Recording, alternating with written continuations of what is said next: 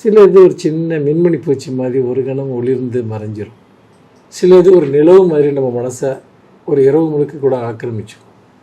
மின்மணிகளும் நிலவுகளும் சேர்ந்தது தானே ஒரு இரவு இல்லையா? அப்படி பார்க்குறப்போ நான் எப்போவும் 100 நிலவுகளை நான் உருவாக்க முடியாது, 100 நட்சத்திரங்களை உருவாக்க முடியாது.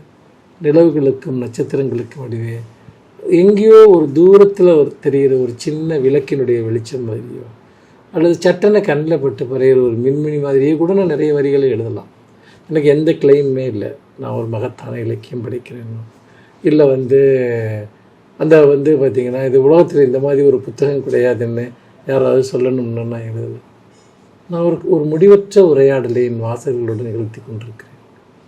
ஒரு பெரிய என்னுடைய எழுதுகிற அனுபவம் எப்படி இருக்குன்னா, நான் எல்லா இரவுகள்லையும் ஒரு கணப்பு அடுப்பின் முன்னால் உட்கார்ந்துருக்கேன். என்னை சுற்றி ஒரு 4-5 பேர் உட்காந்துருக்காங்க.